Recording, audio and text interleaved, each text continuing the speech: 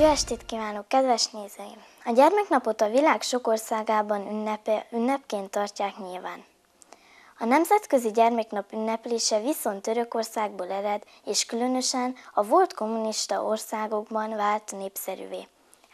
Ezen a különösen szép és értékes napon mi is a legfiatalabbakkal közösen ünnepeltünk.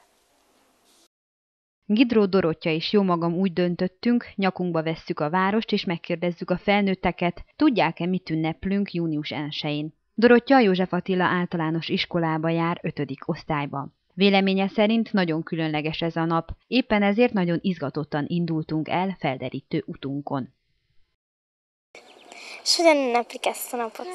Fagyit vásároltam a kicsinek, és lupit fogok vásárolni, és megadok mindent máma, amit kér.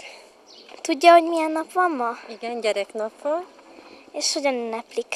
Mi most jövünk a Roll koncertről, és délután pedig kijövünk a városba sétálni, elmegyünk egyet még fagyizni, így szoktuk ünnepelni.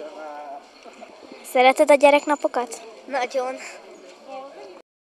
A 11 éves kislány szerint szégyen megfeledkezni erről a napról. Szerencsére a vándorlásunk során olyan jól nevelt felnőttekkel és gyerekeikkel találkoztunk, akik kellemes családi programokkal ünnepelték június 1-ét. Hogyan ünneplik?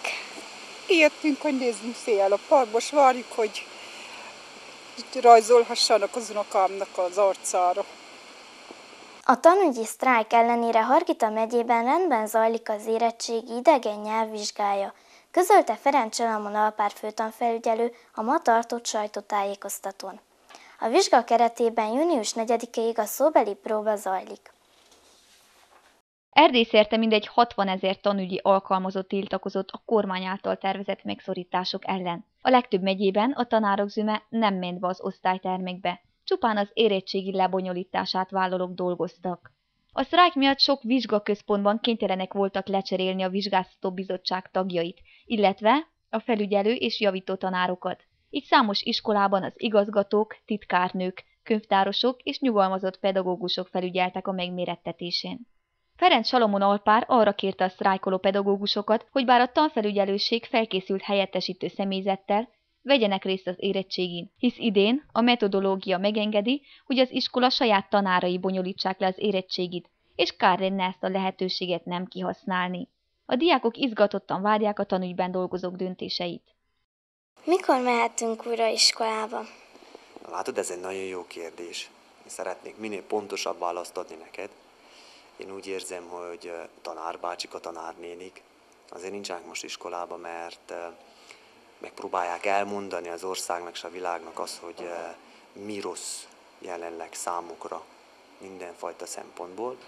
Én szerintem egy pár napon belül, ha engem kérdezel, akkor nagy esély van arra, hogy mehessetek iskolába, és ha nem, legkésőbb jövő héten. De szerintem minden további nélkül az iskolától, tanítónéniktől, osziktól, tévéből, újságból, ezt majd meg fogjátok tudni, hogy mikor menjetek iskolába.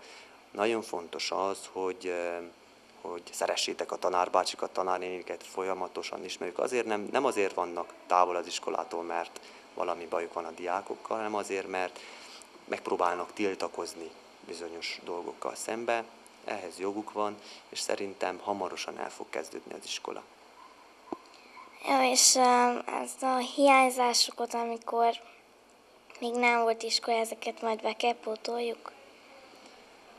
Hát erről nagyon sokat fogunk beszélni majd a tanárnénikkel, iskolaigazgatókkal és a szüleitekkel. Tehát mi nem szeretnénk azt, hogy titeket szombat, vasárnap hívjunk be, vagy késő délutánig, estig tartsunk az iskolába, vagy felhívjunk titeket korán reggel. Erről majd minden iskolában a tanárbácsik, tanárnénik, igazgatók le fognak ülni a szüleitekkel, meg fogják ezt vitatni, meg fogják nézni, hogy a miniszterbácsi is mit fog erről mondani, és annak fejében majd, ha a szüleitekkel is megegyeznek arról, hogy szombaton, vagy iskolaprogram előtt, vagy iskolaprogram meghosszabbításával pótoljatok, vagy pótoljatok-e, majd ezt is meg fogjátok tudni, de a ti beleegyezésetek nélkül, és a szülők beleegyezése nélkül, és a tanárok megkérdezése nélkül az igazgatónénik, igazgatóbácsik nem fognak dönteni, erről meg lehet győződve. Jó, köszönöm. Lenne egy egy olyan kérdésem, hogy hallottam, hogy lehet, hogy újra kell járjuk ezt az évet. Szerintem nem kell újra járjátok az évet. Nagyon ügyes vagy, hogy odafigyelsz az ilyen hírekre. Szerintem nem kell. Nem, hogy szerintem biztos vagyok abba, hogy nem kell újra járjátok ezt az évet. Éppen azért, hogyha elkezdődik az iskola legkésőbb jövő héten, akkor arra figyeljetek, hogy miből álltok gyengébben, hol kéne még egy kicsit javítani, beszéltek tanárokkal, hogy ott, ahol nem vagytok a saját jegyeitekkel megelégedve, ott beszéltek tanárnénikkel, tanítónénikkel, hogy javíthassátok ki a jegyeteket, mert szerintem, én meg vagyok győződve, hogy nem kell újra járjatok egyetlen egy iskola évet is, ezért megnyugodhattok. A főtanfelügyelő a sajtótájékoztató keretében azt is elmondta, hogy bár az érettségit a sztrájk ellenére megszervezték, ezt nem a pedagógusok ellenében, hanem a diákok érdekében tették. A diákoknak ugyanolyan joguk van az érettségi letételéhez, mint a tanároknak a sztrájkhoz. Ferenc Alpár úgy vélte, hogy ha a sztrájk miatt csúszott volna az érettségi, akkor az is megtörténhetett volna, hogy lemaradnak a diákok az egyetemi felvételikről, a második felvételi szesszióban pedig már nem biztos, hogy olyan helyre jutnának be, amit megérdemeltek.